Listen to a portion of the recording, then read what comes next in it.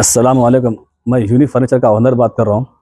जैसा कि 2025 में ये मेरा फर्नीचर का जो मॉडल है, डिज़ाइन है, बहुत वायरल हुआ, ये बहुत चला ये डिज़ाइन मेरे पास में से। मैं इसीलिए ऑफ़र रखा था, रमज़ान तक बोल के ऑफ़र था ये। अब ये मेरा ब्रांच रीओपन हुआ है, गोदाम मेरा ब्रांच। इसके मौके पे मैं 2000 रुपये ये फर्नीचर में और कम कर दिया हूँ। 48,000 में ये फर्नीचर है। पहले ये सामान 50,000 का था ये। इसमें क्या क्या आइटम्स रहेंगे 48,000 में? इसमें आपको 6 साढ़े 6 का एक बेड है और 4 फीट बाय 7 फीट का एक शोकेस है, 4.5 फीट बाय 7 फीट का एक ड्रेसिंग टेबल है, 2 साइड टेबल है पलंग के बाजू के, और आपको इसमें एक कॉच है पलंग के सामने जो आ रही मर्दान नहीं आके वो आ रहा आपको। अस्सलाम वालेकुम नाजरीन, 7H न्यूज सच को रखे आपके आगे। फहद मखसूसी ने निजामाबाद में म्युनिसिपल के इलेक्शन चल रहे हैं, इसी को लेकर इन्होंने वोट किसको देना है ये अपील की है। आइए सुनते हैं तफसीलात। अस्सलाम वालेकुम रहमतुल्लाहि व बरकातहू। दोस्तों, मैं फहद मखसूसी। क्योंकि निज़ामाबाद में इंतखाबी माहौल है तो मैं अपने निज़ामाबाद के भाई बहनों को एक मशवरा देना चाहता हूँ मेरी एक कहानी के ज़रिए से कि अपने वोट का इस्तेमाल कैसे करें और वोट किसको दें। देखिए, एक वक्त की बात है कि दो राजा होते हैं और दोनों ही राजाओं को अपनी अपनी रियासतों पे बड़ा फख्र होता है। मान लीजिए एक राजा का नाम ए है और एक राजा का नाम बी है। तो राजा ए राजा बी को अपनी सल्तनत दिखाने के लिए दावत देता है, इनवाइट करता है। तो राजा बी जब राजा ए के सल्तनत रियासत को पहुंचता है तो रियासत के एंट्रेंस के पास ही राजा ए इस्तकबाल के लिए खड़ा हो जाता है और उसको ले लेके रिसीव करके वो अंदर जाते रहता है और जाते जाते दिखाता है कि भाई मेरे सल्तनत रियासत में ये है, मेरी रियासत में हो। तो देखता है कि नोटिस करता है कि बड़ी गरीब और जो है ना गुरबा आवाम नजर आती है और बड़े डरे हुए आवाम नजर आती है। हाथ जोड़ के जैसे जैसे राजा गुजर रहा है तो हाथ जोड़ के खड़ा हुआ। तो गुजरते वक्त एकदम से एक गांव का एक आदमी गलती से एक बकरी लेके राजा के काफिले के सामने आ जाता है। तो जैसे राजा की नजर पड़ती है, राजा बड़े गुस्से में और वो आदमी भी एकदम से डर जाता है, माई बाप मुझे माफ कर दो, गलती हो गई। तो वो क्या करता है, बोलता है कि भाई इसको सजा दो, ये बकरी को उठा के जो है ना मेरे रियासती क्या कहते हैं ट्रेजर उसमें ऐड कर दो और इस आदमी को जो है ना 25 करोड़ की सजा दो। बोलते उसको सजा दें कि उसकी इतनी मजाल की राजा के काफिले के सामने आया। तो लोग इतने डरे हुए होते हैं, राजा के सामने हाथ जोड़ के रहते हैं। तो वो जाता है, फिर उसके बाद अपना महल दिखाता है। महल बहुत ही आलीशान बड़ा महल होता है, उस राजा का एक ऊंचे मुकाम पे महल बना हुआ है। तो वहां से खड़े होकर दिखाता है पूरा गाँव जो है ना, कुछ छोटी छोटी गलियां होते हैं, छोटे मोटे घर होते हैं। बताता है कि देखो भाई ये मेरी सल्तनत है और कैसा लोग मुझसे जो है ना डरते हैं, देखो भाई के बताता, यानी अपना रौब बताने की कोशिश करता हूँ। फिर उसके बाद अच्छा अच्छा खाना खाते हो लोग। उसके बाद पीछे से राजा बी निकल के वहां से चला जाता है। कुछ दिन के बाद राजा बी राजा ए को अपनी रियासत दिखाने के लिए इनवाइट करता है। तो राजा ए जैसे आता है तो रियासत जहां से शुरू होती है वहीं पे उनका महल बना हुआ होता है। तो वो आते हैं, बिल्कुल सीधा साधा महल नजर आता है। तो राजा ए बोलता है कि भाई तुम्हारा तो इतना सीधा साधा महल है। बल्कि बोलता हाँ, मैं तो उन्हें बोलता ऐसी से भाई मेरा महल ऐसी है। तो फिर वो अंदर ले जाता, ले जाके मगर ऊंची जगह पे होता। तो वहां से खड़े होकर जब अपनी रियासत का नजारा दिखा तो हर दूसरा घर राजा के महल जैसा नजर आता। बोलता है कि भाई ये तो दूसरे घर भी तुम्हारे देखो, यानी तुम्हारा कोई खास नहीं है, लोगों दूसरे लोगों के पास भी तुम्हारे जैसे घर है, तो यानी तुम में और लोगों में फर्क क्या हुआ?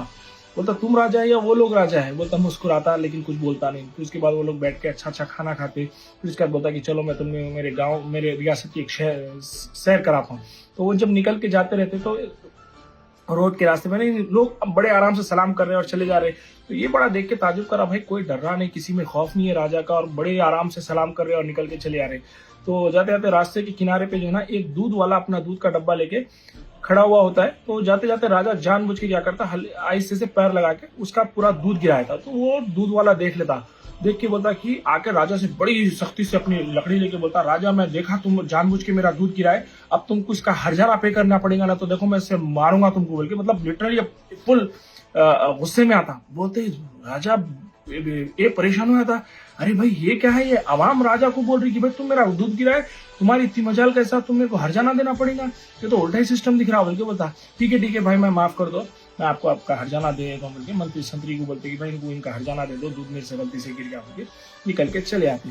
जाने के बाद ये राजा ए राजा बी को बोलता, अरे भाई क्या है तुम्हारा किस्सा, ना तुम्हारे पास कोई बड़ा महल है, ना तुम्हारी आवाम जो है तुम्हारी इतनी तुम्हारे से डरती, सलाम कर रहे चले आ रहे हैं, और दूध वाला तुमको बोल रहा है कि भाई तुम हर्जाना देना, इतनी उसकी मजाल। बोले तो उन्हें मुस्कुरा के बोलता राजा बी राजा ए को बोलता है कि भाई तुम जिस पे हुकूमत कर रहे हैं, तुम जिस पे राज कर रहे हैं, वो मजबूर मजलूम बेकस लोग हैं, गरीब गुरबा आवाम है, और तुम अपने आप को उनके ऊपर राज करके समझ रहे हैं कि भाई तुम राजा है। और मेरी जो आवाम है बहादुर, सवाल करने वाली और काशकर यानी डेवलप यानी प्रोग्रेसिव आवाम है, और मेरे को फख्र है कि मैं इन लोगों के ऊपर राज कर रहा हूँ, मैं कोई गरीब गुरबा के ऊपर नहीं कर रहा हूँ। तो बताओ राजा तुम है या मैं हूँ या तो फिर अवाम है? अगर हकीकत में देखा जाए तो अवाम को राजा बनाए रखना चाहिए। तो कहने का मतलब ये है कि राजा उसे चुने जो आपको राजा समझता हो और आपको राजा बनाने की फिक्र में हो।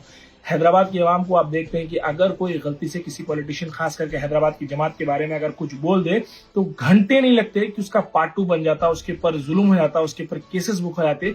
तो यही जमात आपके पास भी आके अल्लाह रसूल के नाम पे वोट की भीख मांग रही है, लेकिन कल के दिन आपसे भीख मंगवाएंगे कि भाई आप आके जो सो ये काम करो वो काम करो। अगर आप उसके ऊपर सवाल करेंगे तो फिर उसके बाद जो है सो आपके ऊपर केसेस बुक होते, आपके ऊपर जो है ना आपके पार्ट 2 बनते। तो सोच समझ के अपना वोट का इस्तेमाल कीजिए। समझ गए होंगे वोट किसको देना। थैंक यू वेरी मच, जज़ाकल्लाह खैर। अस्सलाम वालेकुम। अस्सलाम वालेकुम। मैं यूनिक फर्नीचर का ओनर बात कर रहा हूँ।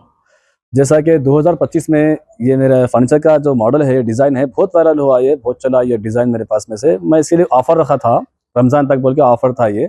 अब ये मेरा ब्रांच रीओपन हुआ है, गोदाम मेरा ब्रांच। इसके मौके पे मैं 2000 रुपये ये फर्नीचर में और कम कर दिया हूँ। 48,000 में ये फर्नीचर है। पहले ये सामान 50,000 का था ये। इसमें क्या क्या आइटम्स रहेंगे 48,000 में? इसमें आपको 6 साढ़े 6 का एक बेड है और 4 फीट बाय 7 फीट का एक शोकेस है, 4.5 फीट बाय 7 फीट का एक ड्रेसिंग टेबल है, 2 सेट टेबल है पलंग के बाजू के, और आपको इसमें एक कॉच है पलंग के सामने जो आ रही, मर्दान नहीं आके वो आ रहा आपको। इसमें कलर्स और डिजाइन का आपके पास अवेलेबल रहेंगे कस्टमर डिमांड पे?